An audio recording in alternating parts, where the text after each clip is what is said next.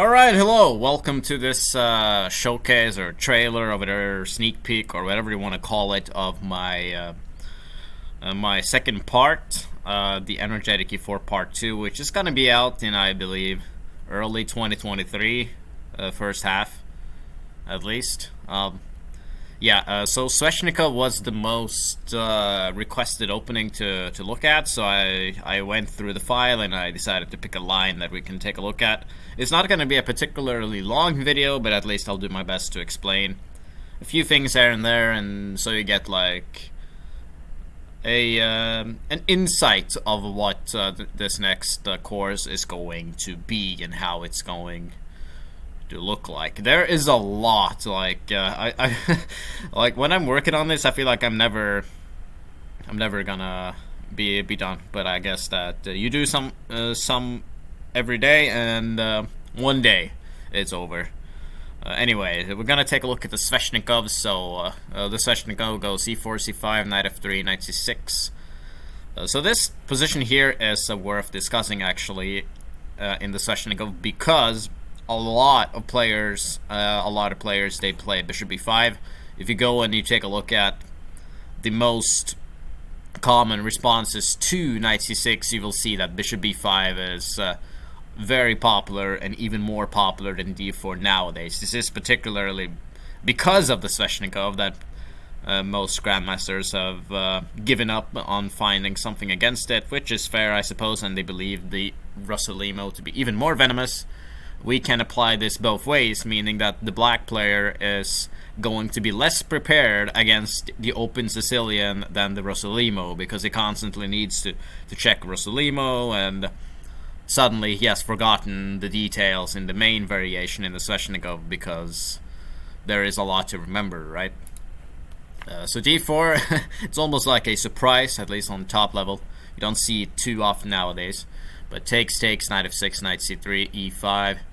And before, this was regarded as kind of strange, like way back in the days, because you're weakening the d5 square to this extent, and it looks like a positional dreadful move, but it's in fact not bad at all. You take space and you take quite a few squares, and these squares on this square on d5 is not so easy to make use of, as one would think. But the critical move is, of course, to go here, d6. Black wants to stop us from jumping onto the d6 square. There are more lines, but again, this is not supposed to be such a lengthy video, so I'm not going to go through that here. But yeah, the line I've decided is to go bishop g5. You can play knight d5, which is a completely different route, and very critical as well. Bishop g5, black kicks the knight away, knight a3, b5, so he's threatening a fork, so we need to make sure that doesn't happen.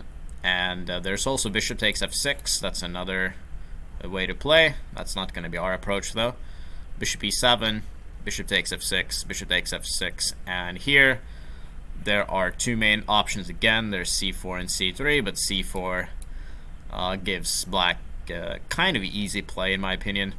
So instead we're going to play c3, and the point with c3 is that this pawn controls both of these two squares here, and having the pawn on c3 is going to allow us to play knight c2 when this knight here is going to be back into the game, because on a3 it's sort of left out, doesn't do anything. So we want to play c3, get that knight, maybe have it jump to e3 or whatever. And once the knight is on c2, we can then play a4 and press and target the pawn on b5, which is a strategy white almost always goes for in these positions. Now, this is an important position, as there are several critical moves. There's knight e7, there is rook b8, and there's castles, and all of these moves can lead to different lines, and the lines are lengthy, full of a lot of theory, and it's a lot of stuff to go through. In this video I'll settle for bishop g5, which is also the main move. I would say it's the most flexible, at least. The bishop is a little bit better on this diagonal. More importantly though, is that h4 is no longer as effective, because my bishop will still be pretty active in this diagonal. But if I go castles, knight c2, and then rook Then rook b8. I have it in this order. Then I can play h4, which is the downside of playing, not playing bishop g5. This is the downside, because now I have h4 and your bishop is seemingly not doing as well. This is another big line, by the way. By no means bad for black, but this is the downside of neglecting bishop g5.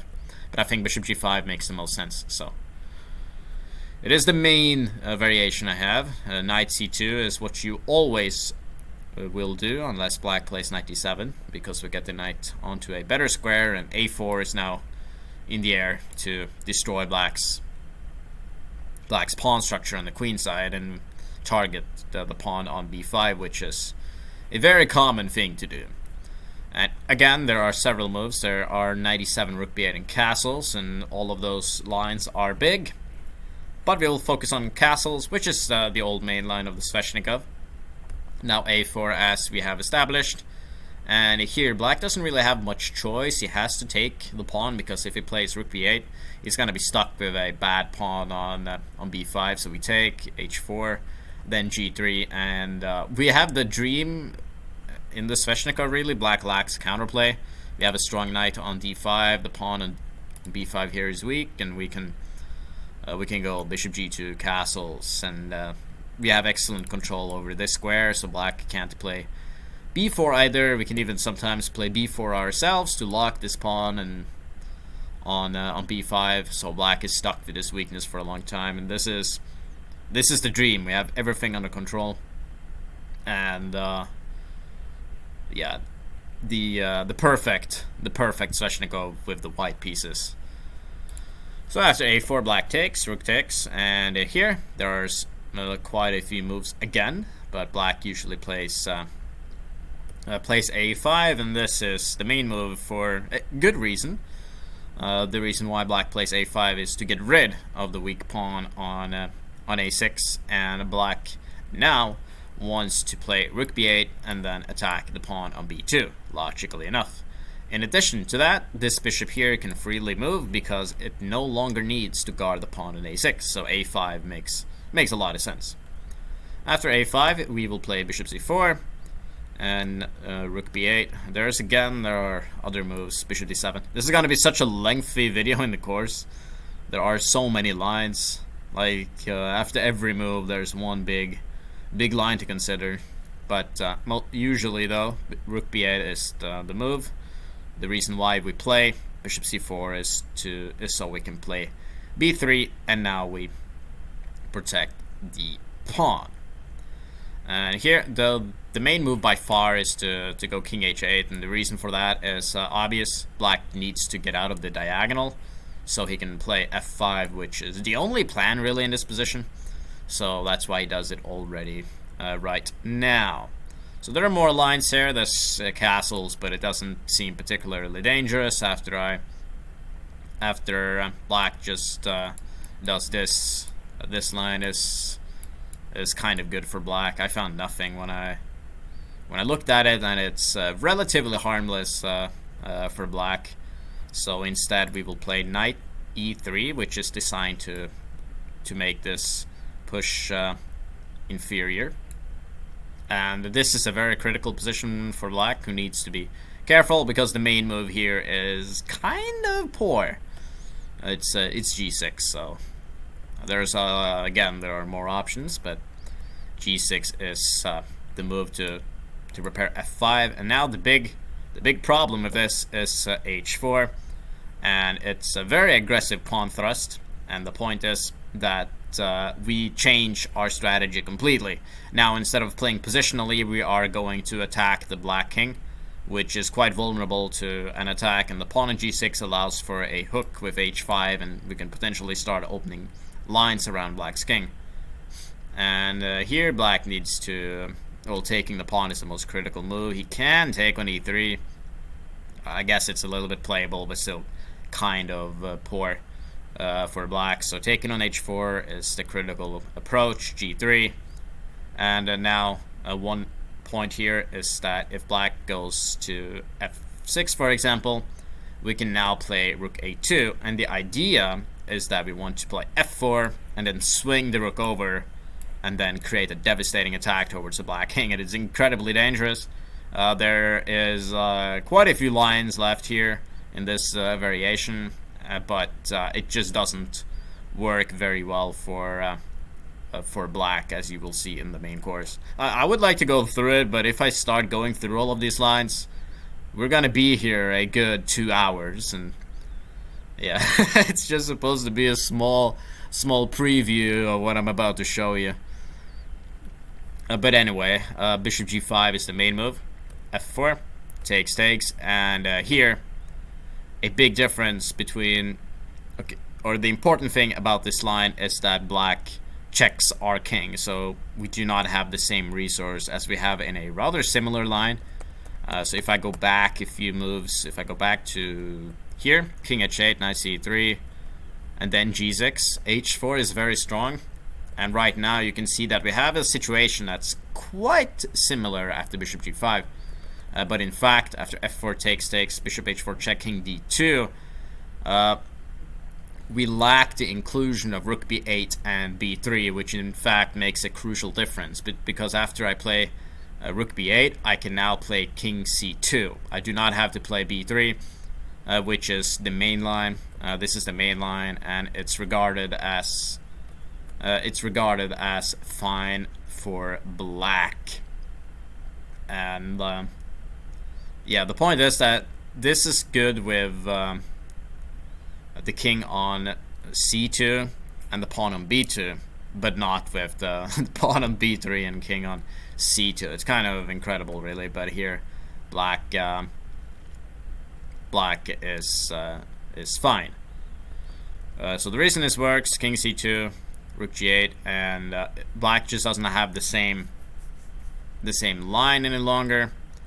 Because our king is safe on c2, we do not have to worry about any checks as in this line right here. For example, we can't take the pawn. Normally we could have taken the pawn, but our king is on d2. It's not on c2.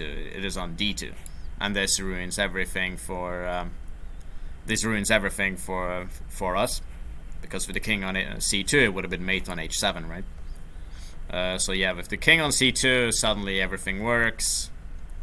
Black's king is way too weak, and this is a winning position. I did analyze it for a little bit longer. There was a correspondence game here, but black is not, at least in a human game, not able to hold this together at all. Not even in a computer game, but even less so in a game between human beings.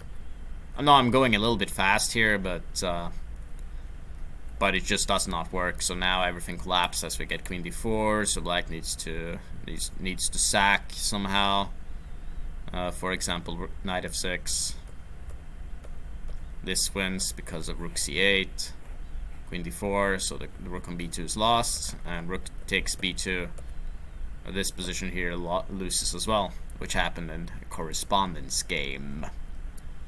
Very nice indeed. I kind of went off track here though, but the point is that it was slightly similar to the main line, but with the pawn on b3 and rook on b8, this works for black. So king d2 is not correct. Instead, we should play king f1. Now there are several options again. I think g5 is supposed to be the best. If you do something like knight e7, we just have rook a2, rook h2. g5 is the best move.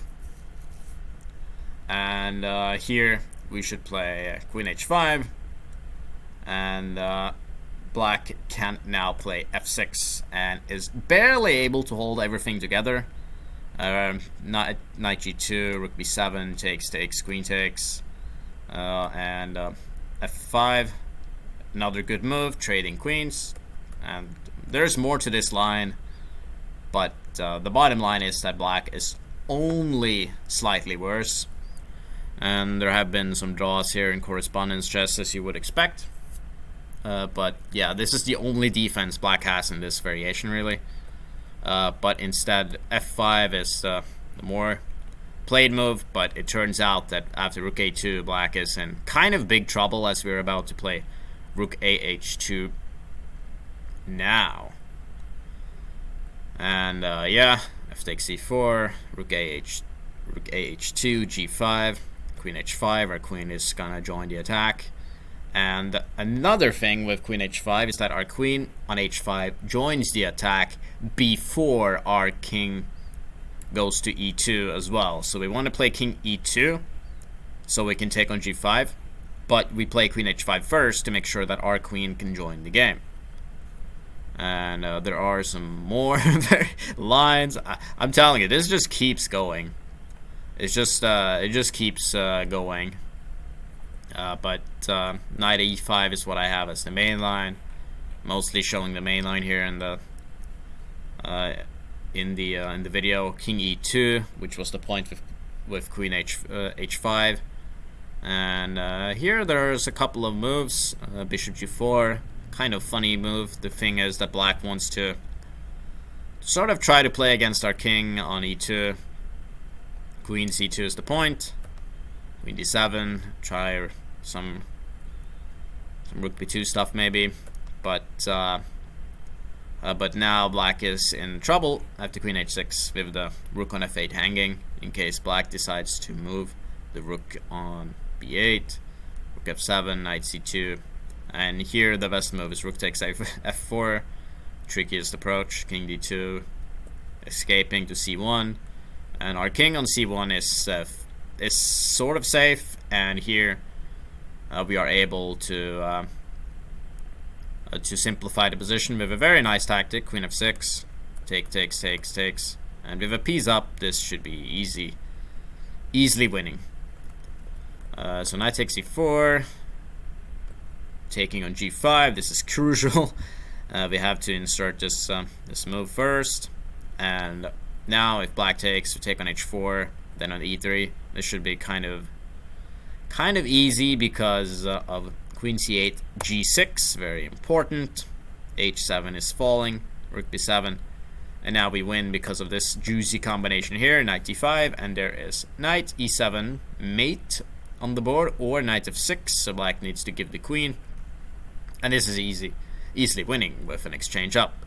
So instead black should take on b3, rook takes h4, rook b2, and here knight c2 is a genius move, with the point being that if black takes it, black will be mated on h7. So he can't really take that. He needs to instead play bishop f5. If he would take, we would simply play king d1 and then king c1 and then h7 will be hanging after d6, I believe, later on in the line. So bishop,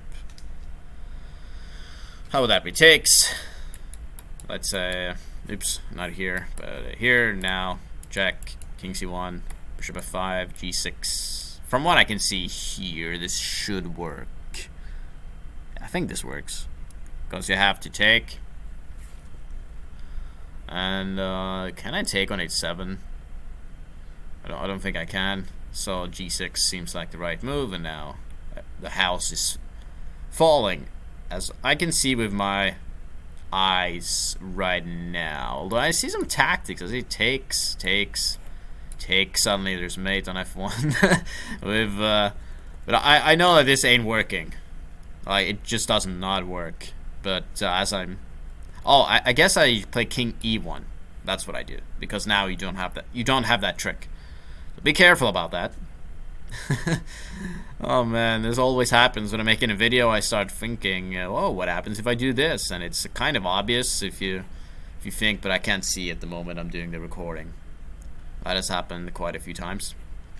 But anyway, after knight c2, black's move is, well, if he plays rook b7, g6, bishop f5 would transpose to the main line. So knight e5 is the extra option, knight e3. Now we are threatening to take, followed by knight e7. So that can't be avoided, so we get this endgame, which is winning, as we get rook a7 next. So the main line, bishop f5, g6. Now rook b7 needs to be played, and this is the point behind why the capture on c2 is incorrect, because without this move you can't defend h7, so at least in a good way. because I take and I play knight e7, right? So it's mate. That was the problem behind this variation right here. So yeah. So g6, rook b7, rook g1, because we can't go for the knight e7 stuff with the rook on b7.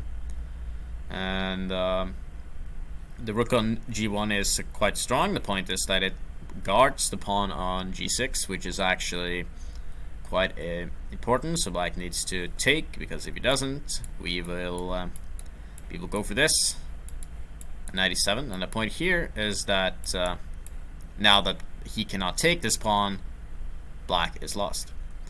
So bishop takes g6, rook takes g6, queen e8. This is the only move once again. We need to play, well, knight f6 wins, but I think this is the simplest. Takes, and this endgame with an extra piece should be rather trivial. White won a correspondence game. I'll quickly play some moves.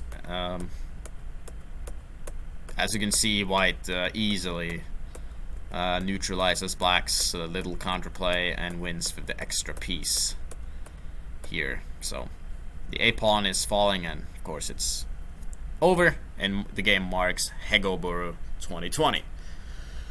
So the Sveshnikov is okay. Before I end the video, I know it's not the longest, kind of very brief. I'm speaking faster than usual, etc. But a very brief introduction, you could say, to the Sveshnikov.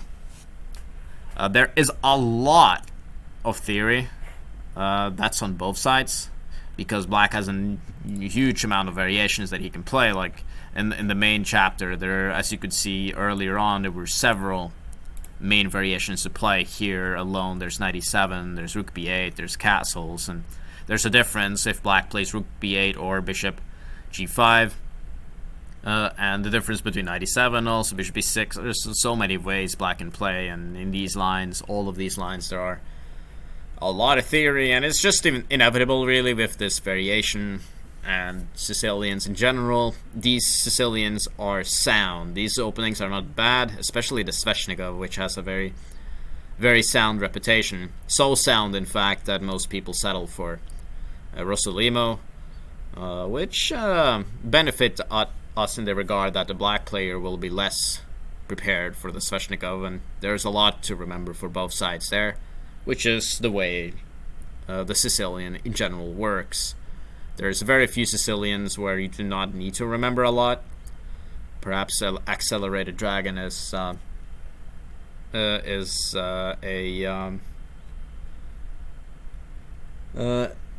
exception. An exception, because you usually make the same moves. But the problem there for black is that his position is already kind of poor after the Marozzi. So, yeah. But in general, though, in the Sveshnikov, if you're wondering how you generally play, what you are trying to achieve with this is that you want to stop black from getting rid of these pawns here. They are advanced. We have a beautiful knight here on d5, which can be very annoying. It's not easy for black to necessarily do anything about it. It stands and looks kind of nice, and black needs to try to play around it. He can sometimes trade it with knight e7, etc. But the main thing we do is playing against this pawn on b5. So the way we do that, knight c2, a4, target the pawn. But of course black can avoid it. He can try to play like this, and now you can see a4 is no longer going to be as effective with the b2 pawn hanging. But then we have the other way we could play to try to play against this bishop here. This is another positional way to play to make sure that black becomes a little bit cramped and has limited things to do, and a4 is a move we could do in the future instead. And yeah, this is a big variation as well, and there's a line here of bishop e7. It's kind of big, and at some point we get to play a4 anyway, despite the fact that the rook is on b8. And the point is that in many lines we will win the game, because these two pawns here, and black loses the pawn on a6, and the endgame, these two pawns are too strong. This happens all the time. in the Sveshnikov, and that's the main way to win with white. It's a rather positional opening in that sense, but as you could see in the stuff that I went through very quickly, it can sometimes become very sharp as well. It's a mixture of both. There are many lines where the play becomes surprisingly sharp. One way the game could become sharp is this line right here with rook b8. So I play a4. This variation after bishop d7. I'm even sacrificing an exchange on a4 because I want this passed pawn. So this passed pawn is very powerful, primarily because of the knight on d5.